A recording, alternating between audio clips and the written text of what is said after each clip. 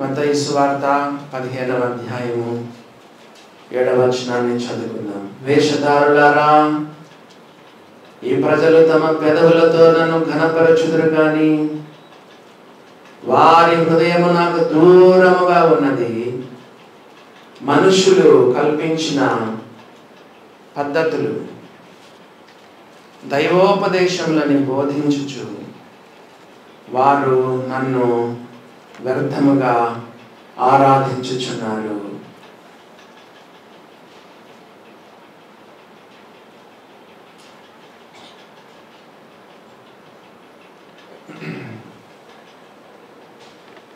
క్షమించండి, మరొక వీవిఎస్ గురించి అనౌన్స్మెంట్ పంపించినారు. వీవిఎస్ 2024 థీమ్ ఏంటంటే mission possible. Matthew's gospel 19th chapter verse 26. For God all things are possible. మరి వీవిఎస్లో మనకు సింగింగ్ ఉంటుంది, డివోషన్ క్లాసెస్ ఉంటాయి, క్రిస్టియన్ టాక్ ఉంటుంది, క్లాసెస్ ఉంటాయి, ఆర్ట్ అండ్ క్రాఫ్ట్ ఉంటుంది, మిషనరీ స్టోరీస్ ఉంటాయి. మరి మిషనరీ స్టోరీ రిచర్డ్ ఉన్బ్రాండ్ గురించి ఉంటుంది. గేమ్స్ ఉంటాయి చిన్నపిల్లలు కాబట్టి, పప్పెట్ షో ఉంటుంది, ఆబ్జెక్ట్ లెసన్స్ ఉంటాయి.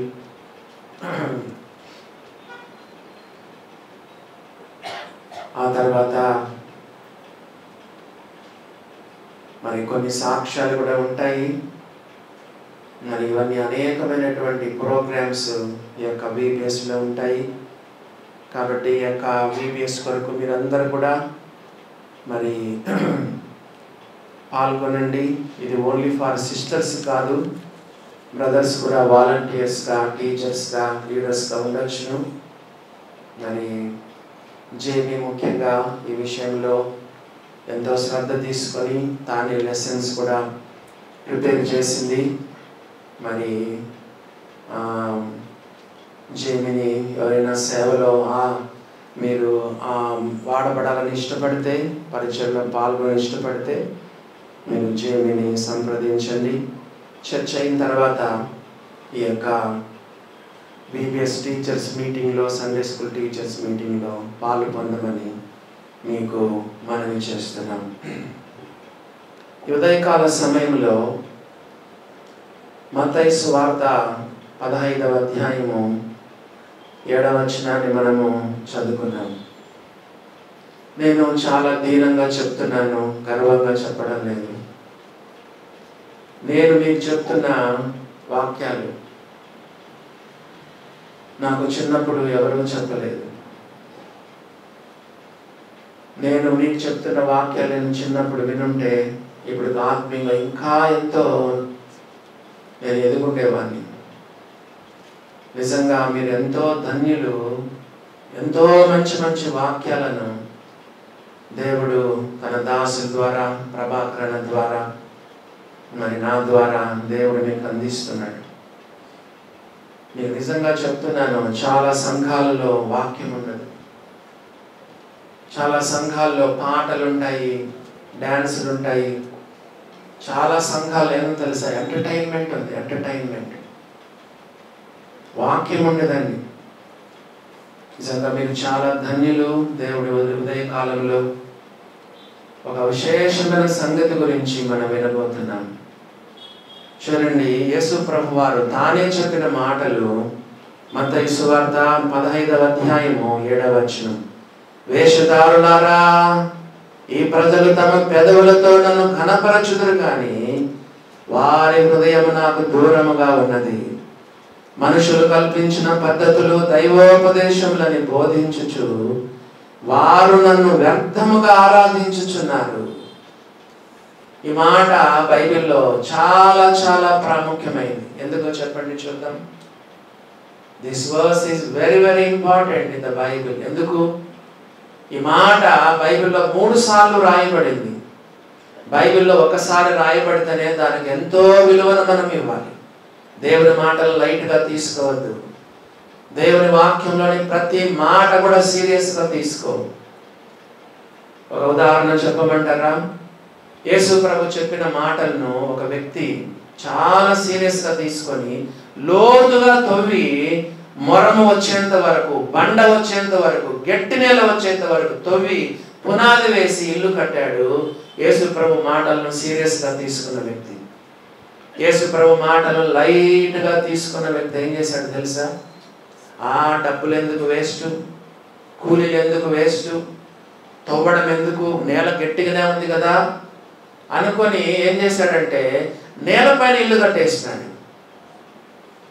కానీ ఎక్కువ డెకరేషన్స్, ఇంటీరియర్ డెకరేషన్స్, లైట్లు, రంగులన్నీ ఎక్కువ పూసి పెట్టాడు. దారిలో ఎవరు పోయినా కూడా బండ మీద ఇల్లు కట్టుకున్న వ్యక్తిని ఎవరు పొగరడం లేదు. నేల మీద కట్టిన ఎంత బాగా కట్టినాడు రా ఇల్లు అనుకున్నాడు. అందరు దారిలో పోయే వాళ్ళందరూ కూడా నేల మీద కట్టిన ఇంటిని మెచ్చుకుంటున్నారు. రాత్రికి ఏమైంది తెలుసా? వాన కురిసెను, వరదలు వచ్చెను, గాలి విసిన ఇంటి మీద కొట్టెను.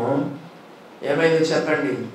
ఇంటీరియర్ డెకరేషన్స్ వేసినటువంటి ఆ రంగులు, జిగేలు లైట్లు పెట్టినటువంటి వ్యక్తి యొక్క ఇల్లు కూలిపోయిందని బైబిల్లో రాయబడింది. ఎన్ని వానలు వచ్చినా, వరదలు వచ్చినా, శ్రమలు వచ్చినా చెప్పండి, దేవుని వాక్యాన్ని సీరియస్గా తీసుకున్న ఈ యొక్క ఇల్లు మాత్రము, ఆ వ్యక్తి యొక్క ఇల్లు మాత్రము పడలేదని బైబిల్లో రాయబడింది. మరి ఈ మాటలు ఒక్కసారి రాయబడితేనే దేవుని వాక్యం అంత సీరియస్గా తీసుకోవాలి. మరి 3 సార్లు ఈ వాక్యం రాయబడింది. మార్కు సువార్త 7వ అధ్యాయము 6-7 వచనాలు కూడా చదవండి. మార్కు సువార్త 7వ అధ్యాయము 6-7 వచనాలు. ఈ ప్రజలు పెదవులతో నన్ను ఘనపరచుదురు గాని వారి హృదయము నాకు దూరముగా ఉన్నది. వారు మానవులు కల్పించిన పద్ధతులు, దైవోపదేశములను బోధించుచు నన్ను వ్యర్థముగా ఆరాధించుదురు. ఎన్నిసార్లు ఏం చెప్పండి? 2 సార్లు. 3వసారి ఎక్కడుందో చూడండి. యెషయా గ్రంథము 29వ అధ్యాయము 13వ వచనం. యెషయా గ్రంథము 29వ అధ్యాయము 13వ వచనం చదువుతున్నాను. యెషయా గ్రంథం 29:13. ప్రభు ఇలాగ సెలవిచ్చి ఉన్నాడు, ఈ ప్రజలు నోటి మాటతో నా యొద్దకు వచ్చుచున్నారు, పెదవులతో నన్ను ఘనపరచుచున్నారు కానీ వారి తమ హృదయము నాకు దూరముగా చేసుకొని ఉన్నారు. వారు నాడల చూపు భయభక్తులు మానవుల విధులను బట్టి వారు నేర్చుకొనినవి. కాబట్టి ఈ మాట బైబిల్లో 3 సార్లు దేవుడి మాట రాయించినాడంటే ఈ మాటలు మనం చాలా సీరియస్గా తీసుకోవాలి. మళ్ళా చదువుదాము. మత్తయి సువార్త 15వ అధ్యాయము 7వ వచనం మళ్ళా ఒకసారి చదువుదాం. చూడండి ఏమని రాయబడింది. మత్తయి సువార్త 15వ అధ్యాయం 7వ వచనం. వేషధారులారా, ఈ ప్రజలు తమ పెదవులతో నన్ను ఘనపరచుదురు గాని వారి హృదయము నాకు దూరముగా ఉన్నది. లాస్ట్ లైన్, వారు నన్ను వ్యర్థముగా ఆరాధించుచున్నారు. వారు నన్ను వ్యర్థముగా ఆరాధించుచున్నారు. యేసు ప్రభు తానే చెప్తున్న మాట ఏంటంటే వారు తమ పెదవులతో నన్ను ఆరాధిస్తున్నారు, తమ పెదవులతో నన్ను ఘనపరచుదురు. గమనించినారా దేవుని బిడ్డలారా? చాలా మంది భక్తి ఎంతవరకు ఉందో చెప్పంటారా? ఇంతవరకే. ఎంతవరకు చెప్పండి? చాలా మంది భక్తి ఎంతవరకు ఉంది? నోరు, నాలుక, పెదవులు, అంతే. కనీసం గొంతు కూడా దిగడం లేదు. గొంతు దిగిపోతే ఇంక హృదయంలోకి ఏం పోతుంది భక్తి? పరీక్ష చేసుకో. నోటితో నన్ను ఘనపరుస్తున్నారు, వారి హృదయం నాకు దూరంగా ఉంది.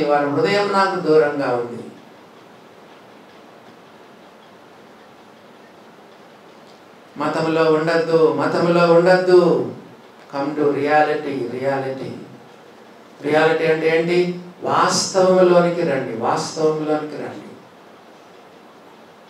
మతంలో ఉండద్దు. చర్చికి రావడం, పాటలు పాడడం కదా, ఏదో 2 మాటలు వల్లించడం కదా, ఆ రొట్టె రసం తీసుకోవడం, కానుకేయడం, అప్పుడప్పుడు చర్చికి రావడం పోవడం.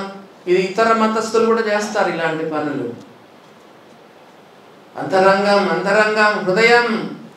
దేవుని బిడ్డలారా గమనించండి, యేసు ప్రభు తానే చెప్తున్నారు, ఈ ప్రజలు తమ పెదవులతో నన్ను ఘనపరచుదురు, కానీ వారి హృదయం నాకు దూరముగా ఉన్నది.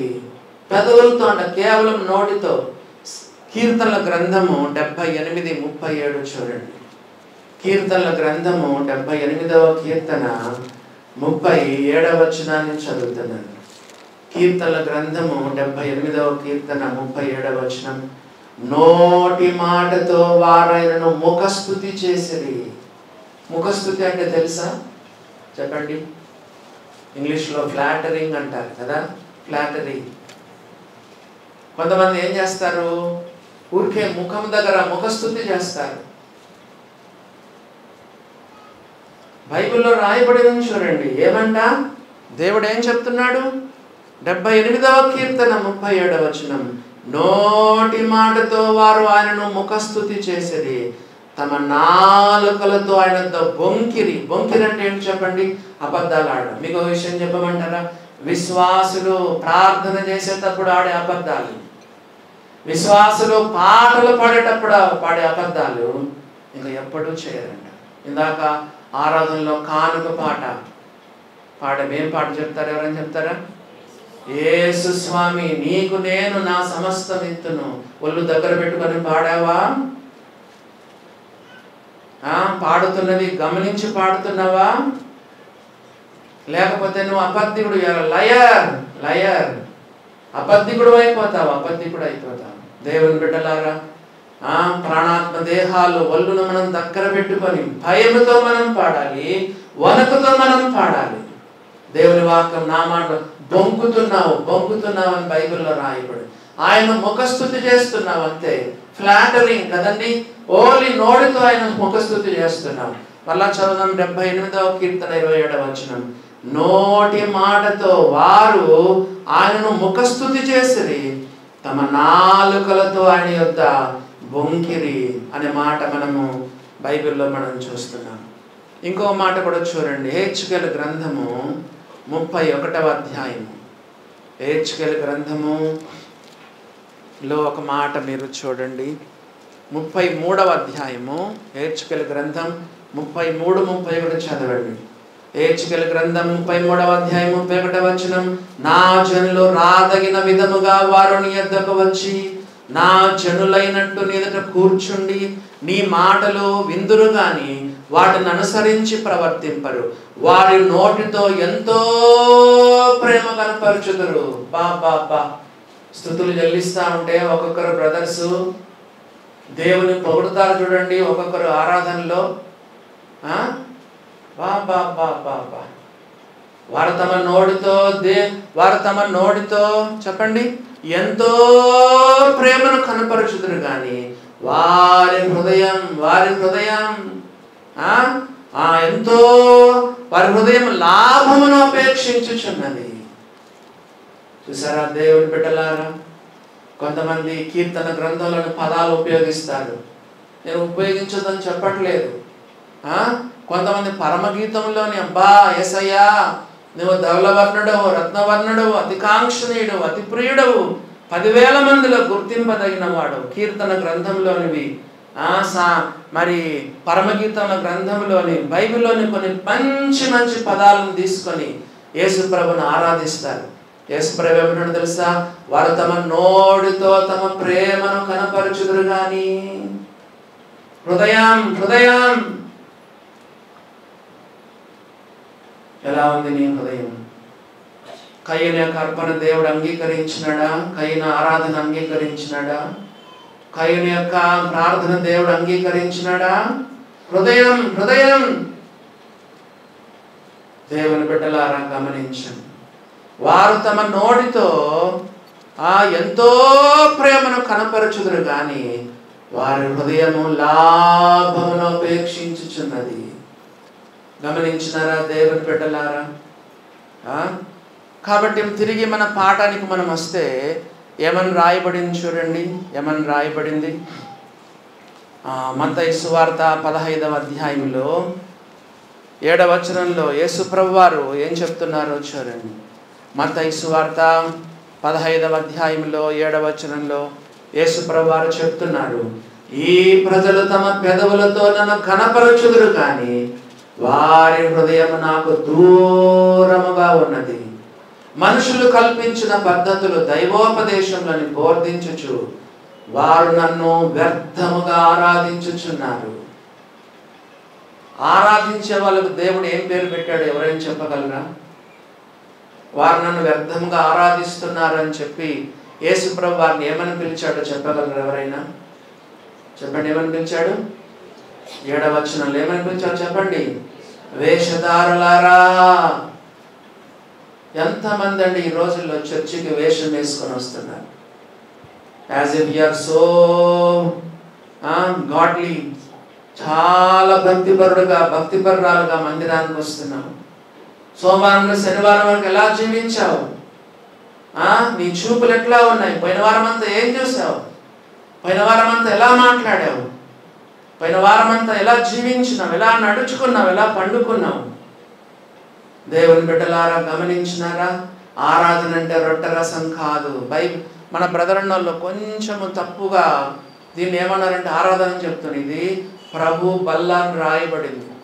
నమ్మి బాప్తీసం పొందిన వారు అపోస్తుల బోధ యందును, రెండవ చెప్పండి సహవాసమందును, మూడవదిగా రొట్టె విరుచుట యందును ప్రార్థన చేయడం ఎడతెగక ఉండేది. ఇది అసలైన ఆరాధన కాదు. ఆరాధన అంటే నీ జీవితం కదా. రొట్టెరసం అనేది ఆరాధనలో ఒక భాగం మాత్రమే. చాలా మంది బ్రదర్నోళ్ళు ఈ రొట్టెరసం తీసుకుని ఆరాధన అనుకుంటున్నారు. చాలా మంది ఈ రొట్టెరసమే అంటే వారానికి 1 గంట సేపు వచ్చి ఆరాధన చేసి సరిపోతుందా? ఆరాధన అంటే 24/7. ఆరాధన అంటే 365 days a year. దేవుని బిడ్డలారా, గమనించండి. నీ జీవితమే ఒక ఆరాధనగా దేవునికి వండిపోవాలి. కాబట్టి మనం చూస్తే దేవుడు చెప్తున్నాడు, వారు నన్ను వ్యర్థంగా ఆరాధిస్తున్నారు. ఆరాధించే వాళ్లకు దేవుడు పెడుతున్న పేరేంటంటే వేషధారులారా. చర్చిలో మీకు ఆల్రెడీ చెప్పాను, సినిమా యాక్టర్స్ బెటర్. ఎందుకంటే వాళ్ళు సినిమాల్లో యాక్ట్ చేసేది ఎంతకాలం తెలుసా? 3 గంటలే, మహా అంటే 3.5 గంటే ఉంటుంది సినిమా కదండి. రంగులు కొడతారు, వేషాలు వేస్తారు. యాక్చువల్లీ పట్టనెత్తు ఉంటుంది కానీ అదేమంటారు, విగ్గు పెడతారు కదండి. మీసాలు లేకపోయినా మీసాలు పెడతారు. అంత యాక్టింగ్. ఆ 3.5 గంటలు సినిమాలో సినిమా యాక్టర్స్ యాక్ట్ చేస్తారు. విశ్వాసులు చెప్పండి, విశ్వాసం కదా. నువ్వు దేవుని నమ్ముకున్న బిడ్డవు కదా, రక్షణ పొందానంటావు కదా, బాప్తీసం తీసుకుంటానంటావు కదా. ఎలా జీవిస్తున్నావు? సోమవారం నుండి శనివారం వరకు యాక్టింగ్, నటన.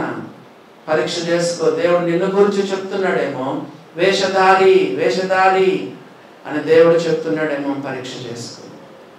దేవుని బిడ్డలారా, మనము చర్చిలో ఎట్లున్నామో ఇంట్లో అట్లనే ఉండాలి కదా. 10 మందిలో ఎట్లున్నామో ఒంటరిగా ఉన్నప్పుడు నువ్వు అట్లే ఉండాలి కదా. నీ భార్య దగ్గర ఎట్లున్నావో నీ భార్య లేనప్పుడు నువ్వు అట్లే ఉండాలి. నీ భర్త ఉన్నప్పుడు నువ్వు ఎట్లున్నావో నీ భర్త లేనప్పుడు కూడా నువ్వు అట్లే ఉండాలి. మరి మమ్మీ డాడీ దగ్గర నువ్వు ఎట్లున్నావో మమ్మీ డాడీ లేనప్పుడు కూడా నువ్వు అట్లనే ఉండాలి. లేకపోతే నువ్వు వేషధారివి. దేవుని బిడ్డలారా, ఆరాధన చేసే బిడ్డలను పట్టుకొని దేవుడు ఏమంటున్నాడు తెలుసా? వేషధారులారా అని చెప్తున్నాడు. ఏనాడైనా యేసు ప్రభు అయ్యో సుంకర్లారా అన్నాడా? చెప్పండి, బైబిల్ అంతా చదివి చెప్పండి. ఏనాడైనా యేసు ప్రభు అయ్యో పాపులారా అన్నాడా? ఏనాడైనా యేసు ప్రభువు అయ్యో వ్యభిచారులారా అన్నాడా?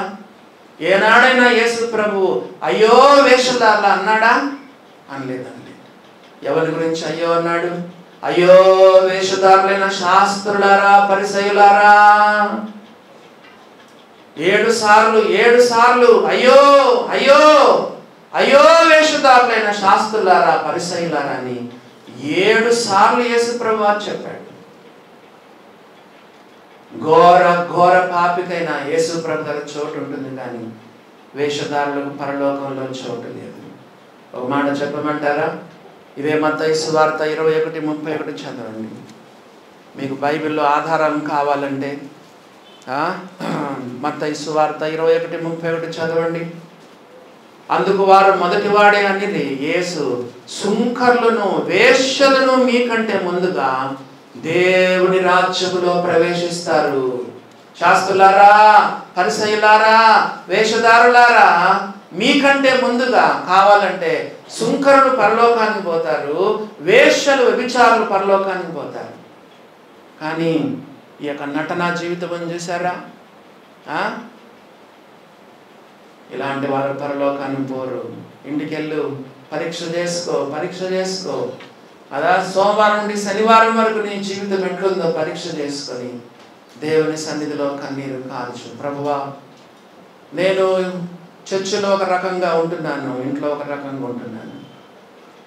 ప్రభువా, నా వేషధారణ జీవితాన్ని క్షమించయ్యా. నీ ప్రభు పాదాల దగ్గర పడు.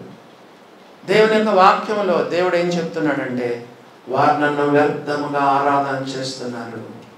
ఏమంట? వారు నన్ను వ్యర్థముగా ఆరాధన చేస్తున్నానని బైబిల్లో రాయబడి. మరి మనము ఎటువంటి ఆరాధకులుగా ఉండాలని దేవుడు కోరుతున్నాడు? చెప్పండి. ఎటువంటి ఆరాధకులుగా ఉండాలని దేవుడు కోరుతున్నాడు?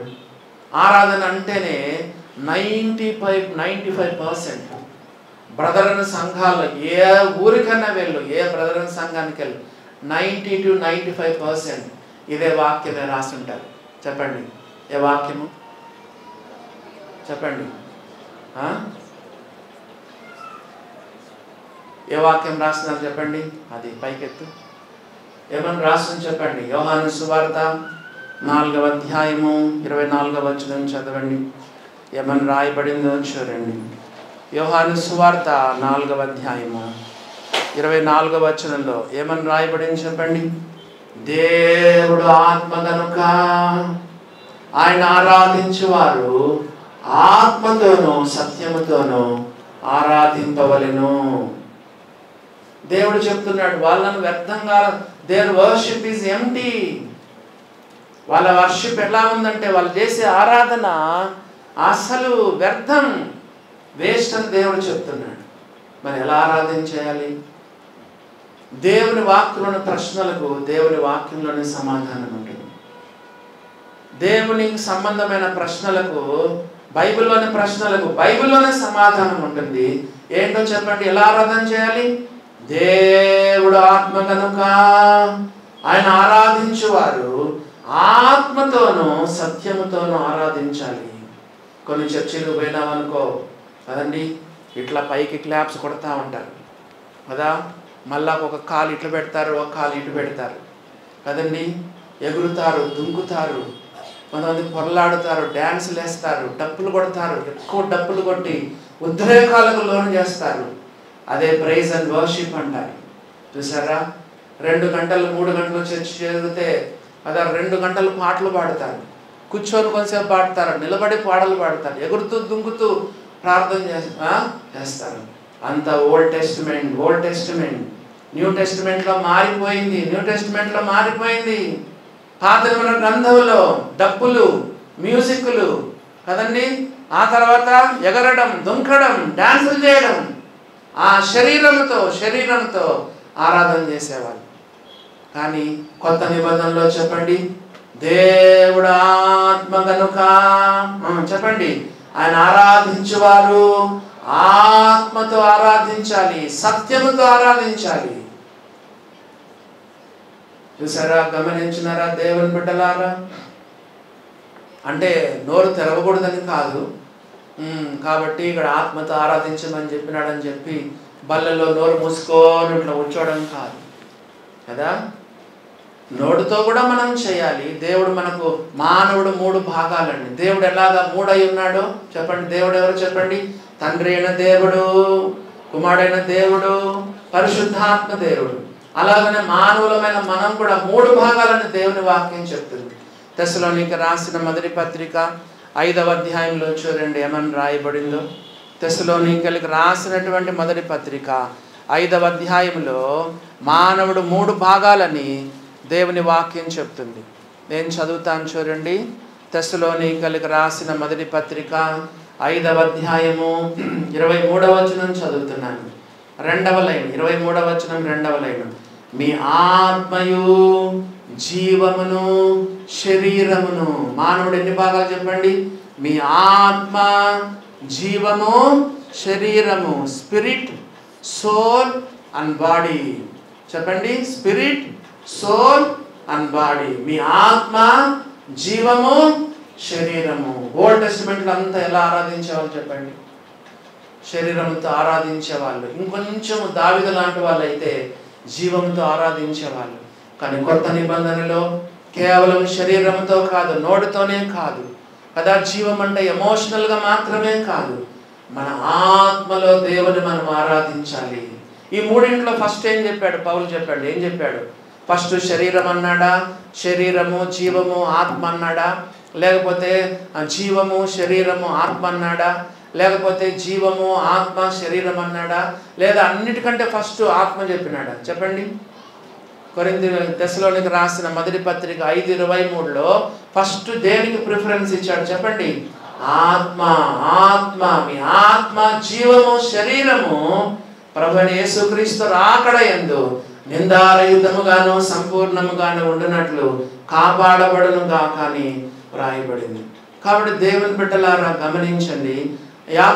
యోహాను 4:23 ప్రకారంగా మనం దేవుని ఎలా ఆరాధించాలి? దేవుడు ఆత్మ కనుక ఆయన ఆరాధించువారు ఆత్మతో ఆరాధించాలి. ఎలా సాధ్యం? మీరు అనొచ్చు, అన్న ఎట్లన్నా మనం ఆత్మతో ఆరాధించేది ఎట్లన్నా? మన లోపలేమో 3 భాగాలు ఉన్నాయని చెప్తున్నాము. శరీరం, బయట కనపడే శరీరం కదా, లోపలేమో జీవం ఉంది, సోల్ ఉంది, స్పిరిట్ కూడా ఉంది. ఎలా ఆరాధించాలంటే యేసు ప్రభు మన కొరకు ఆ మార్గము సిద్ధపరచాడని బైబిల్లో రాయబడింది. మనం ఆరాధనలో గుర్తు చేసుకుంటున్నాం ఏంటంటే యేసు ప్రభు సిలువలో ప్రాణం పెట్టినప్పుడు ఆరాధనలో కూడా గుర్తు చేసుకున్నాం. యేసు ప్రభు సిలువలో మరణించినప్పుడు దేవాలయపు తెర పై నుండి క్రిందికి చినిగింది. అతి పరిశుద్ధ స్థలంలో ప్రవేశించేటట్లుగా దేవుడు ఏర్పాటు చేశారు. అంటే మన ఆత్మలో ప్రవేశించేటట్టుగా యేసు ప్రభు మనకు ద్వారం సిద్ధపరిచాడు. చూసారా దేవుని బిడ్డలారా?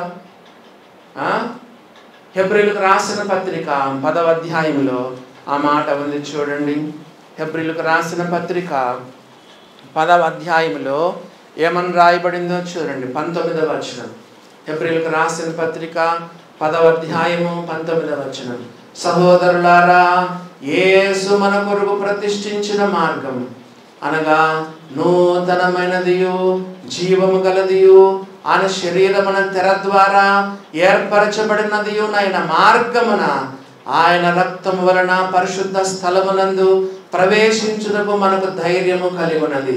ఓల్డ్ టెస్టిమెంట్ లో దేవుడు ఎక్కడుండేవాడు చెప్పండి? గుడారంలో ఎక్కడుండేవాడు? అది పరిశుద్ధ స్థలంలో ఉండేవాడు. ఈ రోజుల్లో దేవుడు మనలో ఎక్కడ ఉంటున్నాడు? బాడీలో ఉంటున్నాడా? జీవములో ఉంటున్నాడు? బాడీలో ఉంటున్నాడా? సోల్లో ఉంటున్నాడా? స్పిరిట్లో ఉంటున్నాడా? మన హృదయంలో ఎక్కడ ఉంటున్నాడు చెప్పండి? స్పిరిట్లో ఆయన ఉంటున్నాడు. కాబట్టి ఈ వాక్యం ప్రకారంగా దేవుడు మనకు ద్వారం ఏర్పాటు చేశాడు. ప్రతి నిజమైన విశ్వాసి కూడా ఆత్మలో దేవుని ఆరాధించగలడు. గమనించినారా? యేసు మన కొరకు ప్రతిష్ఠించిన మార్గం నూతనమైనది, జీవం గలది అని శరీరమున తెర ద్వారా ఏర్పరచబడిన మార్గమున అతి పరిశుద్ధ స్థలములోనికి అనగా మన ఆత్మలోనికి కూడా మనం ప్రవేశించి దేవుని మనం ఆరాధించగలం, దేవుని మనం ప్రార్థించగలం. అర్థమైందా దేవుని బిడ్డలారా? అసాధ్యమైనది యేసు ప్రభు సాధ్యంగా చేశాడు. దేవాలయపు తెర పై నుండి క్రిందికి చినిగింది. మనము అతి పరిశుద్ధ స్థలంలోనికి వెళ్ళగలం. మన ఆత్మలోనికి దేవుడున్న స్థలంలోనికి మనం వెళ్ళి ఆయన మనము ఆరాధన చేయగలం. కాబట్టి అర్థమైందా దేవుని బిడ్డలారా? హెబ్రీయులకు రాసిన పత్రిక 10వ అధ్యాయంలో ఆ మాట మనం చదివాం కదా. 10వ అధ్యాయం 19వ వచనంలో మనం చదివాం. ఇంకా దేవుని మనం ఎలా ఆరాధించాలి చెప్పండి? అక్కడ 1-2 ఉన్నాయి కదా. దేవుడు ఆత్మ కనుక ఆయన ఆరాధించేవారు ఎట్లా ఆరాధించాలి? నంబర్ 1 ఆత్మతోను, నంబర్ 2 ఎందుకు సత్యముదని చెప్పాడు, ఉపయోగించాడు యేసు ప్రభు. ఎందుకు సత్యముతో ఆరాధించాలని చెప్పాడు యేసు ప్రభు? ఎవరైనా చెప్తారా? చాలా మంది విశ్వాసులు ఈ రోజుల్లో ఫాల్స్ వర్షిపర్స్. ఎవరు? False worshippers, not true worshippers. పరీక్ష చేసుకో. దేవుని బిడ్డలారా గమనించినారా?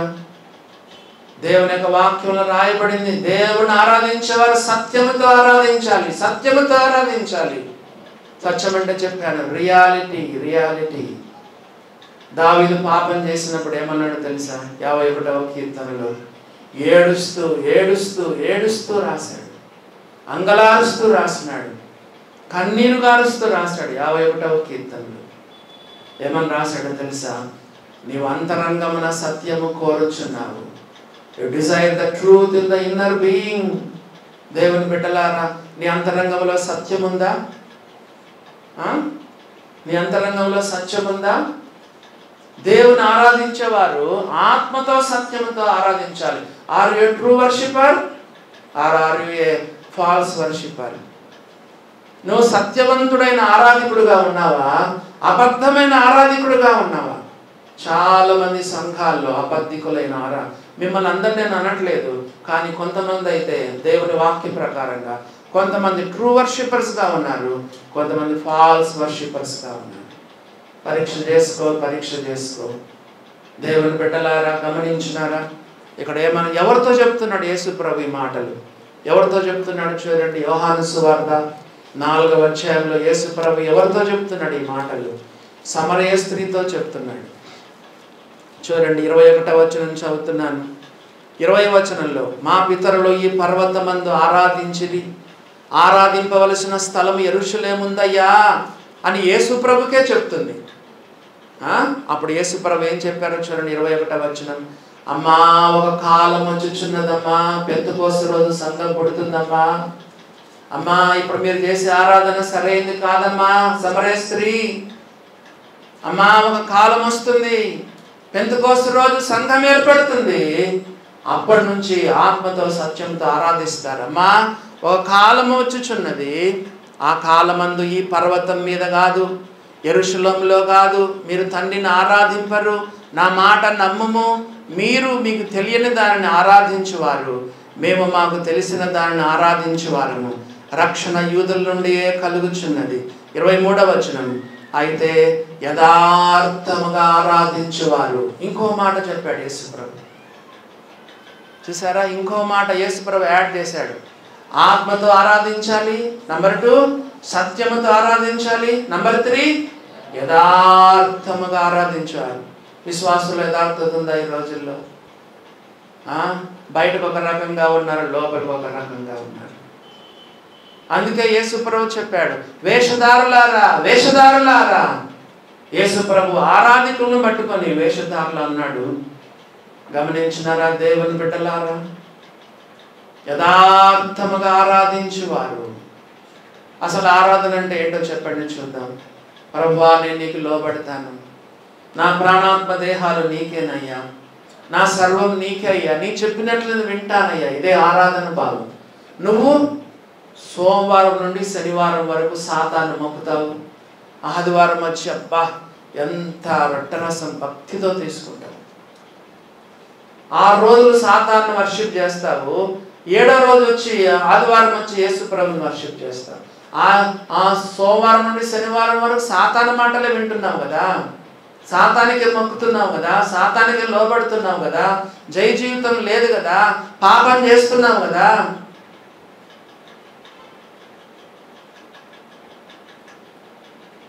నీ భక్తి కొంతమంది ఆదివారం అంతా ఉంటారు, చర్చికి వచ్చిన ఈ 3 గంటలు ఈ రొట్టె రసం ఎదురు ఉన్నంత వరకే భక్తిగా ఉంటారు కొంతమంది. యేసు ప్రభువు చెప్తున్నారు, యథార్థముగా ఆరాధించువారు.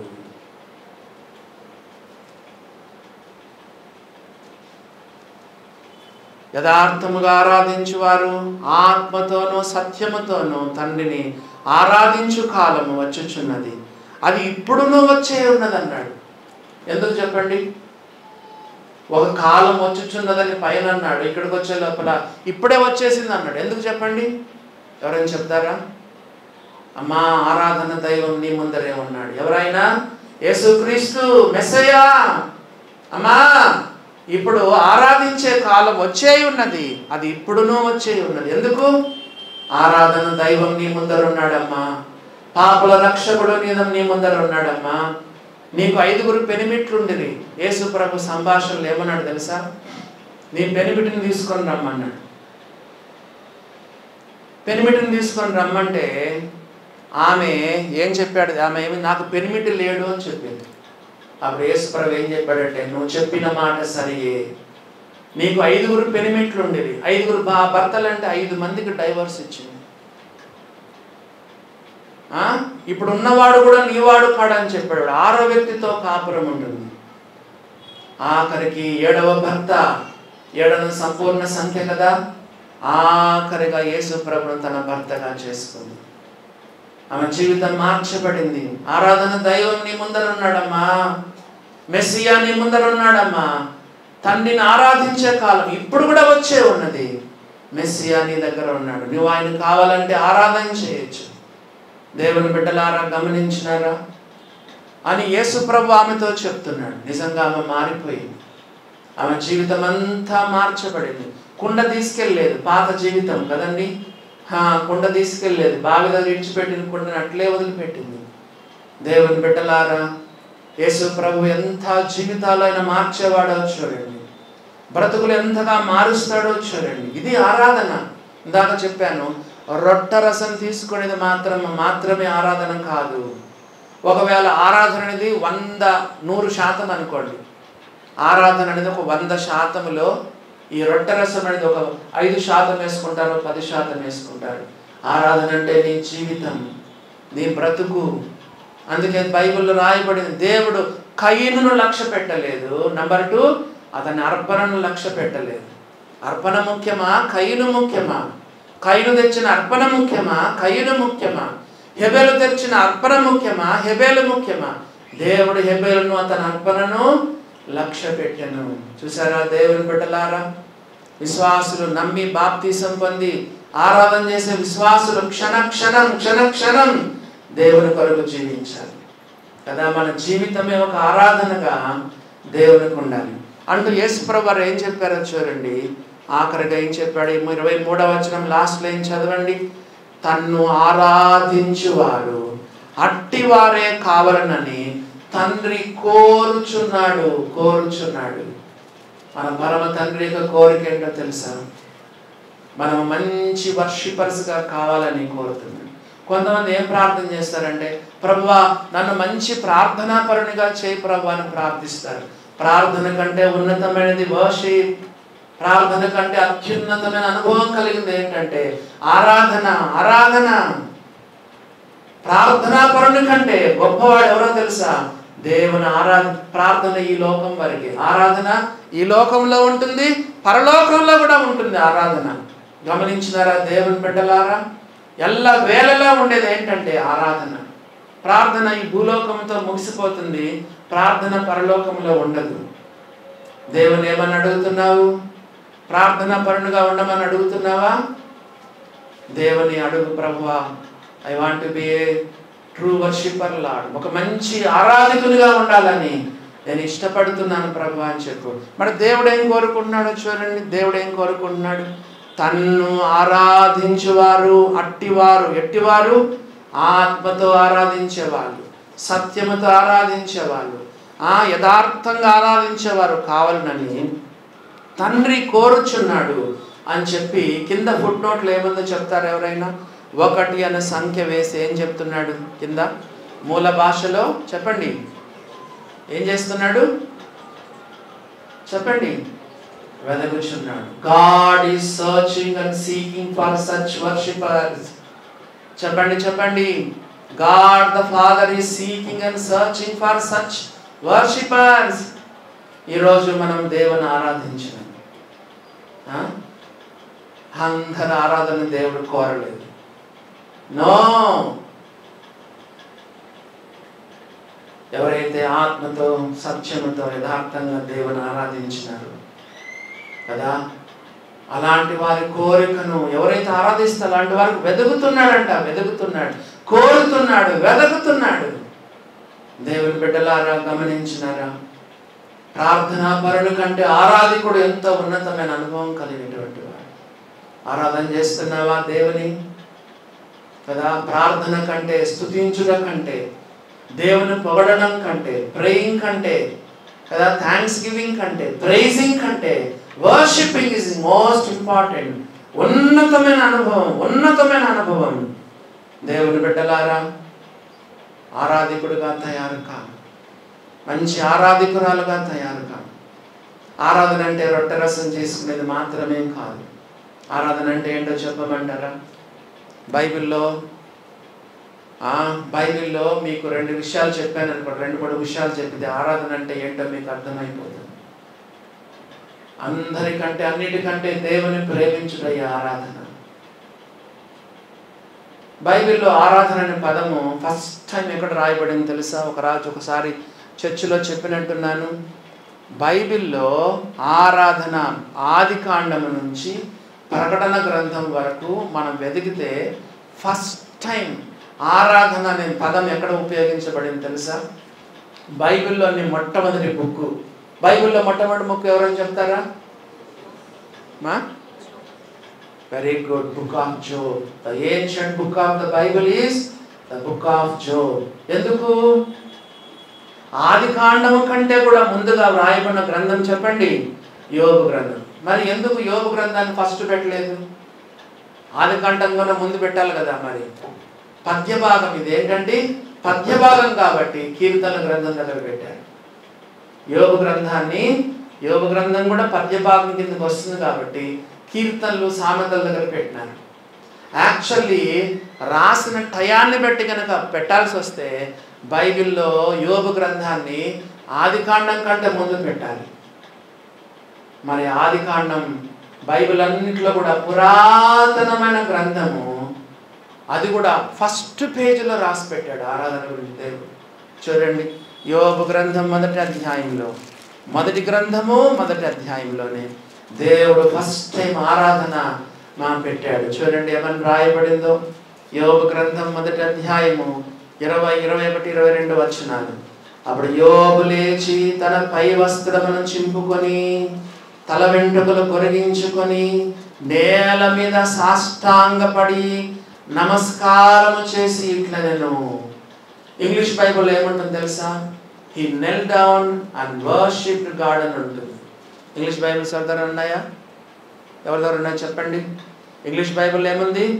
వర్షిప్డ్ అని రాయబడింది. తెలుగు బైబిల్లో సాష్టాంగపడి నమస్కారం చేశాను ఉంది, కానీ ఇంగ్లీష్ బైబిల్లో మోకరించి ఆరాధన చేశానని బైబిల్లో. ఇంగ్లీష్ బైబిల్ మూల భాషలో కూడా అంతే. పాత గ్రంథం దేంట్లో రాయబడింది ఎవరని చెప్తారా? హెబ్రీ భాషలో కూడా మూల భాషలో ఆరాధించను అన్న మాట రాయబడింది. ఇప్పుడు మీరు చెప్పండి, ఈ సన్నివేశం చూసి ఆరాధన అంటే ఏంటో చెప్పండి. మీరు చెప్పండి చూద్దాం. ఆస్తులు పోయినాయి, ఆప్తులు పోయినారు, ఆరోగ్యం పోయింది. మరి ఏం చెప్పాడు? ఆరాధన అంటే ఏంటో చూడండి. మరి ఏం చెప్పాడు? దేవునితో ఏం చెప్పాడు? 21వ వచనం, నేను నా తల్లి గర్భములో నుండి దిగంబరునై వచ్చితిని, దిగంబరునై అక్కడికి తిరిగి వెళ్ళెదను. యెహోవా ఇచ్చను, యెహోవా తీసుకొని పోయెను, యెహోవా నామమునకు స్తుతి కలుగును గాక. రొట్టె రసం కాదు ఆరాధన అంటే. రొట్టె రసము ఆరాధనలో ఒక భాగము. ఆరాధన అంటే ఏంటి? ఇదిగో ఇదే ఆరాధన. ప్రభువా, నన్ను ఏం చేస్తావో చేసుకో. నా కుమారులు నీ కుమారులు కాబట్టి తీసేసుకున్నావు, నా కుమార్తెలు నీ కుమార్తెలు కాబట్టి తీసేసుకున్నావు, ఆస్తిపాస్తులు నీవే కాబట్టి తీసేసుకున్నావు. ప్రభువా, ఆరోగ్యం కూడా నీవిచ్చిన ఆరోగ్యమే, మళ్ళా నువ్వు తీసేసుకున్నావు. నీకు స్తోత్రం ప్రభువా.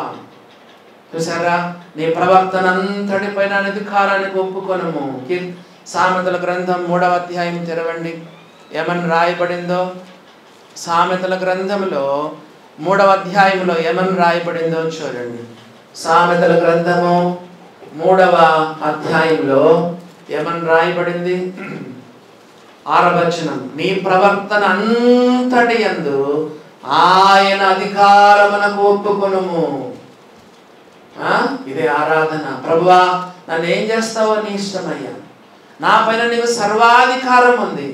నా భార్య, నా భర్త, నా బిడ్డలు, నా ఆస్తిపాస్తులు, నా ఆరోగ్యం, నా ప్రాణాత్మ దేహాలు, నా ఇల్లు, నా సర్వము సమస్తము నీకేనయ్యా, నువ్వేం చేస్తావో చేసుకో. ఉందా ఇలాంటి భావన? ఉందా ఇలాంటి ఆరాధన భావం? ఉందా? యోబును చూడండి, ఇదే ఆరాధన. బైబిల్లో ఫస్ట్ బుక్లో ఫస్ట్ పేజీలో దేవుని ఆరాధన చేశాడు. ఎలా ఆరాధన చేశాడో తెలుసా? సాష్టాంగ పడినండి, ఈ నెల్ డౌన్ కదా. మరి సాష్టాంగ అంటే ఏంటి చెప్పండి? అష్ట అంటే 8, అంగ అంటే అవయవాలు. యవనస్తులు కూడా కుర్చీలో కూర్చుంటున్నారు. మీరు బైబిల్ అంతట్లో వెతకండి, దేవుని ఆరాధన చేసిన వాళ్ళందరూ కూడా they put their heads on the ground. తమ యొక్క శిరస్సులు నేల మీద పెట్టి ఆరాధన చేసినారు. కుర్చీ దిగవే, యవనస్తుడు కదా, ఆపరేషన్లు అనట్లేదు, గర్భిణీ స్త్రీలను అనట్లేదు, వృద్ధులను అనట్లేదు కదా, డాక్టర్లు కొంతమంది కింద కూర్చోదని చెప్తారు అనట్లేదు. ఆరాధనలో మోకరించవు. చూడండి దేవుని బిడ్డలారా, ఆరాధన అంటే ఏంటి? నీ ముఖమును నేల మీద పెట్టడం. దేవుని వాక్యంలో రాయబడి putting their faces in the dust, ధూళిలో దుమ్ములో నీ తలను కింద పెట్టి దేవుని ఆరాధించినారు ఆ రోజుల్లో. Posture is also important. దేవుడు మన బాహ్యాన్ని చూడడం అనుకోండి, కానీ ఆరాధన భావం బైబిల్ ఎక్కడైనా చూడండి, వర్షిప్ అనే చోట, ఆరాధన అనే చోట వాళ్ళు మ్రొక్కినట్టుగా దేవుని వాక్యంలో రాయబడింది. కానీ దీంట్లో ఉన్న అంతరంగంలో ఉన్న భావం ఏంటంటే, దేవా నా పైన నీకు సర్వ హక్కులు నీకున్నాయి, నా 7 కుమారులను తీసుకున్నావు, నా 3 కుమార్తెలను తీసుకున్నావు, నా ఆస్తులన్నీ ఒకే రోజు పాడైపోయినాయి, నా ఆరోగ్యం కూడా పాడైపోయింది ప్రభువా. యెహోవా ఇచ్చను, యెహోవా తీసుకునేను, యెహోవా నామమునకు స్తుతి కలుగును గాక. ఇదే ఆరాధన.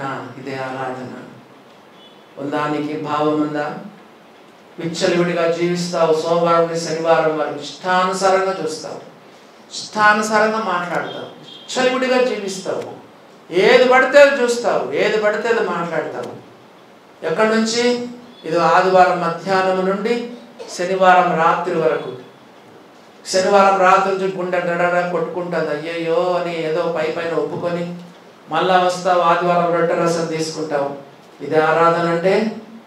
ఇది ఆరాధన. లాస్ట్ వచనంలో ఏమని రాయబడింది? సనిగినాడా? ఈ సంగతులలో ఏ విషయమందును యోబు ఏ పాపమును చేయలేదు, దేవుడు అన్యాయం చేశానని చెప్పలేదు. సనిగాడా? స్తుతించినాడా? దేవుని బిడ్డలారా, సనగలేదు కానీ దేవుని స్తుతించినాడు. గమనించినారా దేవుని బిడ్డలారా? ఆరాధన గమనించండి. దేవుని వాక్యంలో ఆరాధన first book of the Bible, the first chapter of the Bible. అలా యోబు దేవుని ఆరాధించినాడు. ఎంత గొప్ప విషయం చూడండి. మొత్తం 10 కాఫిన్ బాక్సులు. ఇంట్లో ఒకరు మరణం సంభవిస్తే తలకినకలైపోతాం కదండి, తనమునకలైపోతాం. ఇంట్లో ఎవరైనా మన ప్రియులు ఒక్కరు చనిపోతే 7 కుమారులు 3 కుమార్తెలు ఒకే రోజు చనిపోయినారు. 10 శవాలు పెట్టుకొని ఇంట్లో 10 కాఫిన్ బాక్స్ ఇంట్లో పెట్టుకొని దేవునికి స్తుతి కూడా ఏర్పాటు చేసినాడు. ఇదే ఆరాధన. దానికి అంత విశ్వాసం ఉందా దేవుని పైన? ఇలాంటి భావం నీకుందా? రొట్టెరసం కాదు, కాదు ఆరాధన అంటే. దేవుని బిడ్డలారా, నీ జీవితమే ఒక ఆరాధనగా దేవునికి ఉండాలి. రెండవసారి బైబిల్లో ఆరాధన అనే పదం ఎక్కడుంది? 22వ అధ్యాయము ఆదికాండం. రెండవసారి బైబిల్లో ఆరాధన అనే పదం ఎక్కడుందో తెలుసా? ఆదికాండం 22వ అధ్యాయము 5వ వచనం.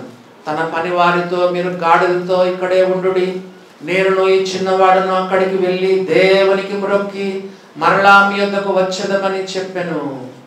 మీరు గాడిదతో ఇక్కడే ఉండుడి, నేను ఈ చిన్నవాడు అక్కడికి వెళ్ళి దేవునికి మ్రొక్కి. ఇంగ్లీష్ బైబిల్లో చదవండి. We'll go there and we'll worship God. 22వ అధ్యాయం 5వ వచనం, జెనసిస్ చాప్టర్ 22 వర్స్ 5 ఏముంది అక్కడ? ఏముంది? నేనును ఈ కుమారుడును వెళ్ళి అక్కడకు మొరొక్కి. రెండవసారి బైబిల్లో ఆరాధన అనే పదం ఎక్కడుందంటే ఆదికాండం 22వ అధ్యాయం 5వ వచనం. సందర్భం చెప్పండి. ఆరాధన అంటే ఇప్పుడు మీరు అర్థం చెప్పండి, ఇప్పుడు నేను చెప్పాల్సిన పర్లేదు. 22:5 మీరు చదివి ఆరాధన అంటే ఏంటో ఇప్పుడు మీరే చెప్పగలరు. చెప్పండి, ఆరాధన అంటే ఏంటో మీరే ఇప్పుడు చెప్పగలరు. ఏంటి చెప్పండి? ఎవరైనా చెప్తారా? అబ్రామా, నీకొక్కడైన నీ కుమారుని అనగా నీవు ప్రేమించు ఇస్సాకును. అబ్రామా, నీకొక్కడైన నీ కుమారుని అనగా నువ్వు ప్రేమించు ఇస్సాకును నేను చూపించుకో పర్వతములో ఒక దాని మీద దహన బలిగా అర్పించు. ఇదే అండి ఆరాధన. నీకు అతి ప్రశస్తమైన దానిని, నువ్వు విస్తారంగా ప్రేమించే దానిని, నీ జీవితంలో నంబర్ 1 ఉన్నదానిని దేవునికి ఇవ్వడమే ఆరాధన. దేవుని కంటే ఎక్కువగా ఎవరిని ప్రేమిస్తున్నావు? భార్యనా, భర్తనా, కుమారునా, కుమార్తెనా, ప్రాణాన్నా?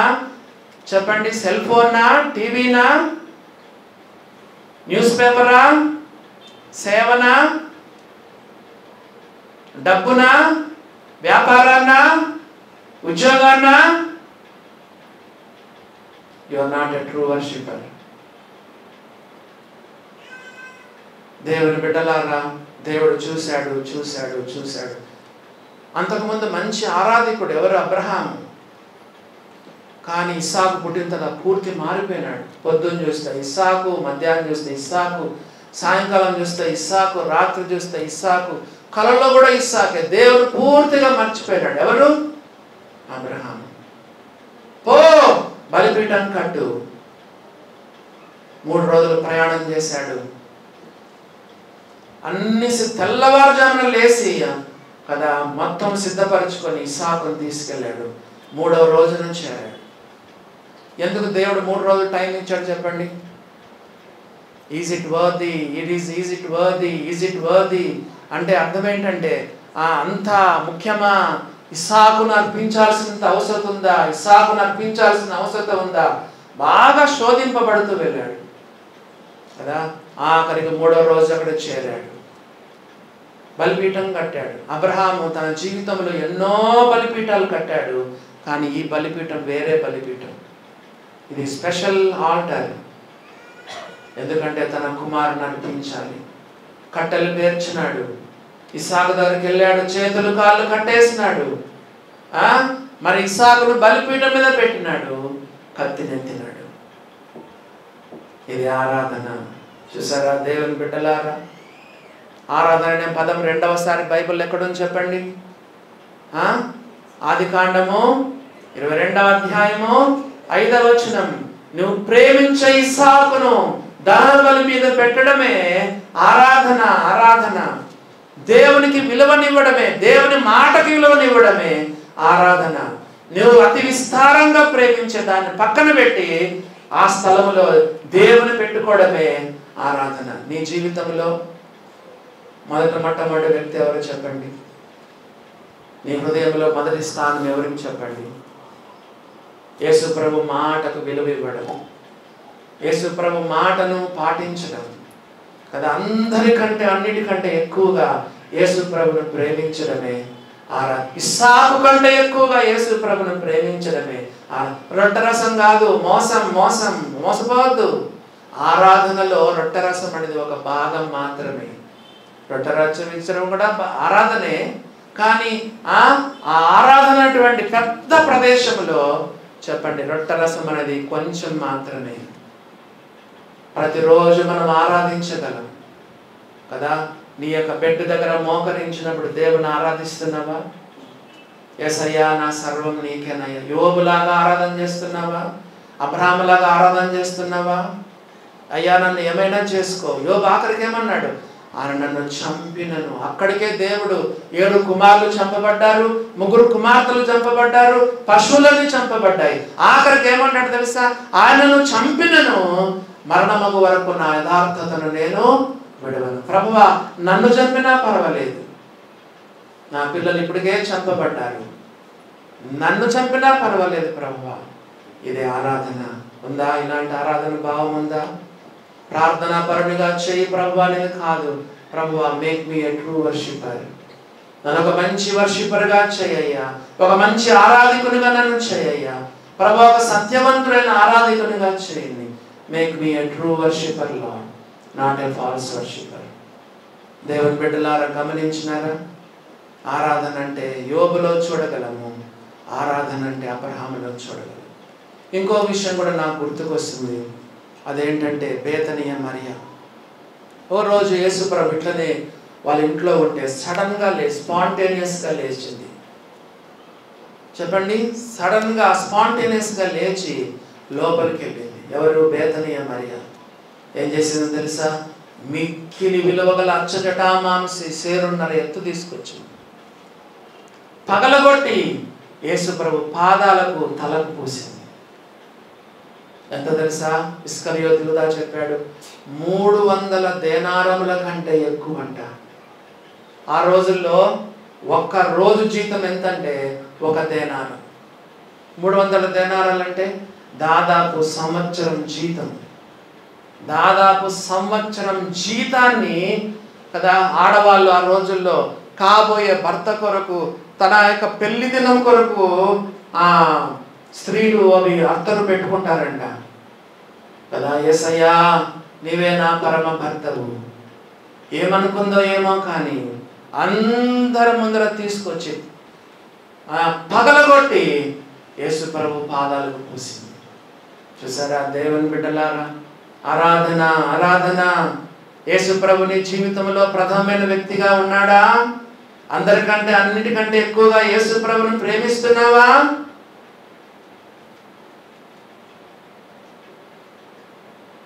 లేకపోతే నువ్వు వేషధారులైపోతావు. ఆరాధించేవారిని యేసు ప్రభు ఏం పిలిచాడు తెలుసా? వేషధారులారా, ఇంటికెళ్ళి పరీక్ష చేసుకో, నీ పడక దగ్గర మోకరించు, కన్నీరు కాల్చు. ప్రభువా, ఈ వేషధారణ కూడిన జీవితం నాకొద్దు ప్రభువా, ఈ నటనా జీవితం నాకొద్దు ప్రభువా. నేను అందరినీ మోసగించగలను కానీ నిన్ను నేను మోసగించలేను. నాతో మాట్లాడినావు, నీకు స్తోత్రాలు ప్రభువా.